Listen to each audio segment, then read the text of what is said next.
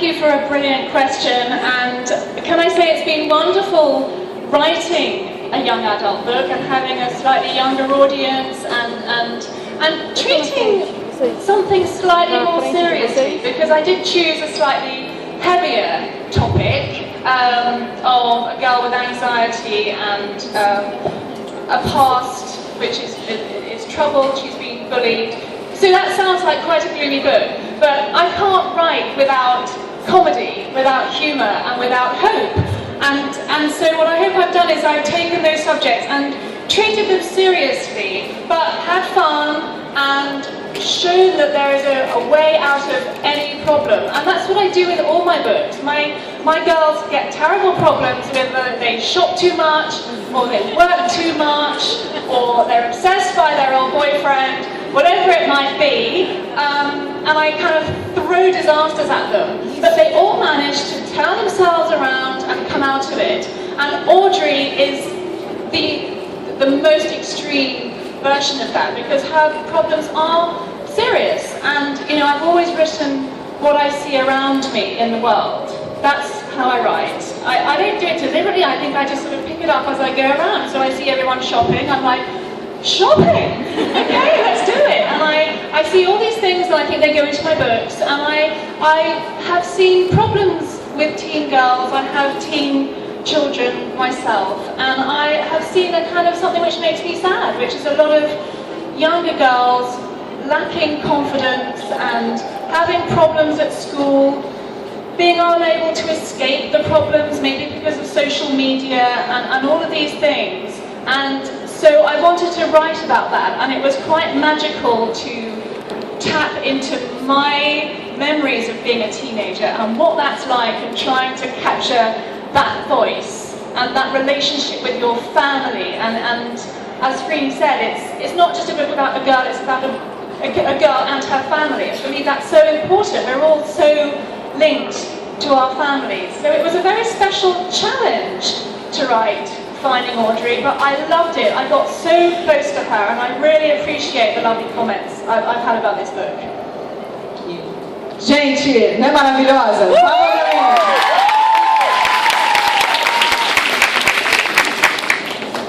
Vamos lá, segunda pergunta. Becky Bloom. Que momento, Becky Bloom. É uma shopaholic e as suas aventuras são muito divertidas, mas a gente esquece que ter essa paixão insaciável por fazer compras pode ser um problema sério também. Você já recebeu retorno de algum leitor pedindo conselho ou ajuda sobre como lidar com um problema de consumo na vida real? I would say I get asked about shopping all the time. Sometimes from people who want to shop. Where did you get your shoes is a very common question. I'm not sure all authors get asked this question, but when I'm at a book event, I might get asked about my plot, or I might get asked about my shoes, either way. So there's a lovely joyous element to all of this, but of course there's a serious side, and the Shopaholic books show us what happens when you get carried away. You love that thing, you want to buy it, but then there are consequences, and poor old Becky finds this out again and again and again. And I have had readers tell me that they've read the book and they've actually looked at their own finances in a different way, and I find this very encouraging. People have learned from Becky. A lot of people say, you know what, I took this book to my boyfriend, and I was like, well, I'm not as bad as Becky, so I think it has cheered a lot of women up. And I do find myself giving extra little pieces of advice on shopping. So if anybody wants it, if anybody out here loves shopping but doesn't quite have the money to fund the habit, what do? We love the lovely stuff, we love it so much, but you know, we can't have everything. So recently I came up with a brilliant idea, which is all your friends' wardrobes become shops. Go to your friends' houses and instead of just even swapping clothes, buy clothes from each other. It's shopping, but you can do it at low prices, you can have fun. My other top tip is take a picture of your clothes before you go out. So you don't buy the same dress 10 times over.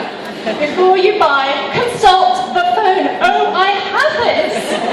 That will save you so much money before you even start. So I think, you know, there's a spectrum to shopping. On the one hand, there's fun, we all do it, we all get sucked in by the sales, and then there's when it becomes a real problem. And I'm kind of aware of both. And the book I write, I try to entertain, that's what I'm trying to do, but I am aware that it can go too far. So I hope that for those who really do have a problem, they look at Becky and they actually think, oh, yikes, maybe I'll just, you know, leave my credit card at home today. Só que ninguém deixou o cartão em casa hoje, né? Porque Bienal, né, gente? Palmas, pessoas!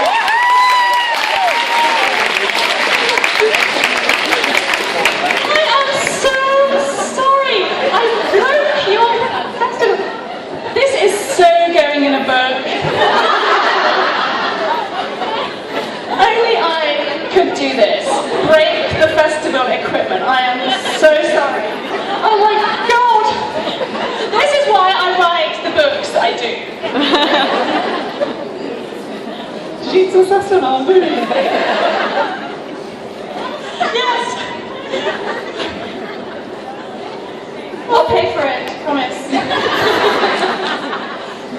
Vamos lá, ó, a terceira pergunta é com vocês, hein? Então, atenção. Becky Bloom acabou de chegar a Hollywood e em breve ela vai para Las Vegas, que é o próximo livro que vai ser lançado lá fora. Imagina a Becky Bloom em Las Vegas, onde se pode fazer mais dinheiro. Olha que espetáculo! Você pode falar um pouquinho pra gente sobre os dois livros, obviamente sem spoilers, e se você pensa em escrever mais algum livro jovem adulto, como foi com Audrey?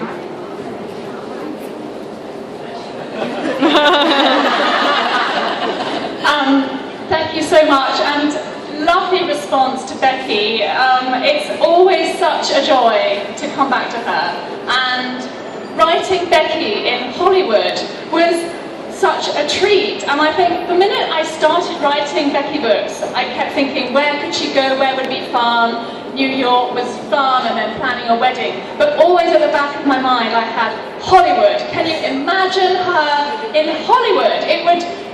She would go insane.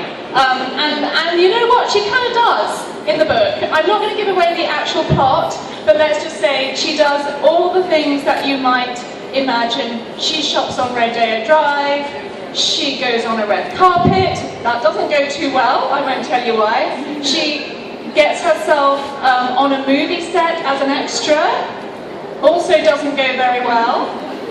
She decides that her new passionate career that she must have is to be a Hollywood stylist, also doesn't go very well. So poor old Becky arrives in Hollywood full of absolute dreams and hope, and nothing quite goes to plan. And then the book ends with a lot of ends tied up, but a few ends not tied up, and sort of leading the way into her next adventure, which I finished writing and is Becky on a road trip to Las Vegas. She's uncovering a mystery, that's all I will say. She has all her friends around her, and she gets into a whole bunch of new adventures involving gambling and line dancing and cowboy boots and all kinds of things. And there's a sort of big plot which unravels, there's some family mystery, and there's actually some quite touching emotional stuff between her, Luke, Suze. There are some issues which develop in the Hollywood book which get resolved. So it's been a really satisfying journey for Becky, literally a journey. So she goes out to Hollywood, Las Vegas and beyond, I can't tell you why, but it's been amazing. And I think, you know, she grows up in every book, she grows up in this book, but she's also quite silly, so that's Becky. There's the truthful routine, which is that I sit down and go online and look at lots of lovely online shops and then start to write. And then there's the one that I tell magazines, which is, well, I'm very focused, and, you know, I just get straight to it because I'm just terribly disciplined.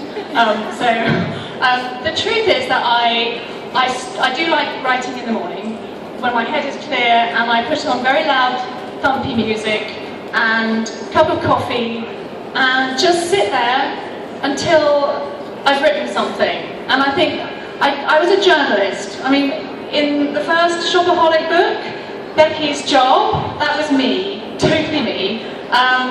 And it was not my favourite job in the world, just like Becky. But one thing it did teach me is that if you're going to write, you have to write. You have to write something. So just write something, you can always change it later.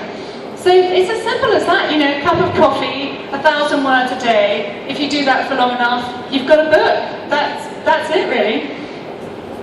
Good luck with the writing. Obrigada. I love this question. I become them. I feel like I start and I know who I want to create. And at the beginning, I'm sort of looking at her and I'm thinking, who is she? What makes her tick? What's she going to do? What's going to come into her life? And then as I write her, I feel like more and more step into her shoes. And I live and breathe the books with her. And I feel everything that she goes through, and I get very, very kind of up and down. If I write a happy scene, I'm happy, and if people have arguments or split up with their boyfriend or it all goes wrong, I feel wretched and I cry or I laugh. And so by the end, I really am living the books with them. I mean, even Audrey, who's 14, I was like, okay, it's a bit like somebody once interviewed me, this very perceptive journalist, and at the end she said, I think your writing is method acting. And I thought about it, and I thought, yeah, you're right. It's like you step into their shoes, you become them, and so when they reach a decision, you're not making the decision as if you were you, you're making that decision as if you were them. And so, but it's not at a distance, it's closer than that. It's very exciting and rewarding, but it's also quite an emotional, I'm always an emotional wreck when I finish all my books, because I've just lived every moment. Última pergunta, gente. Ali, ó.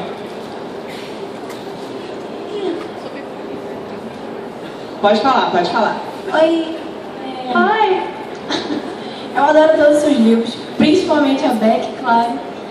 Eu adoro que ela é muito confiante, que ela sempre acha que vai dar certo, até que ela acha que vai ganhar a loteria. Isso é maravilhoso.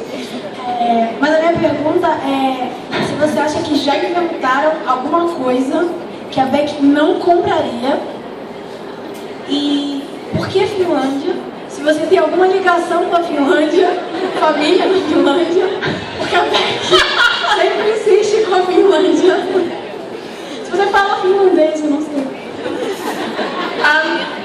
I wish I spoke Finnish. I do not speak Finnish, and all I can say is I don't know why Finland. It just felt like the right country for Becky, and having become her thing, it just, the more I thought about it, the more Finland was perfect. And I did actually at the publicity for the movie, I did have a Finnish journalist sort of saying, well, you know, why Finland and what's wrong with Finland? And I was like, it's an homage to Finland, which I think she took. It just seemed like a sort of a random place, and it was a lot of fun writing that whole Finnish thing.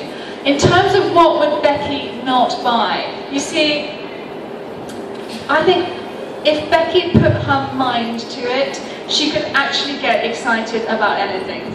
You know, you could take her into a factory of tractor parts and she'd start off like, really? And then she'd be, well wait, that one's rather good. Well, that one's on sale. Well, that one's got 3 whirly bits to it. She is such a sort of open-minded, enthusiastic girl that I honestly think she could find a good point in anything. And if it was 90% off, she would just buy it.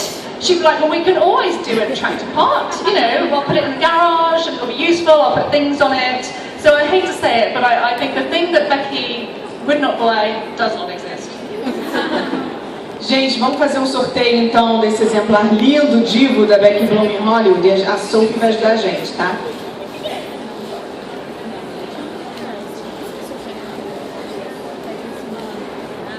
7D. D7. Tem alguém sentado no D de dado 7? D7 não? 5B. B5. Mentira. Cadê? B5. B de bola. 5? Aê, palmas, gente!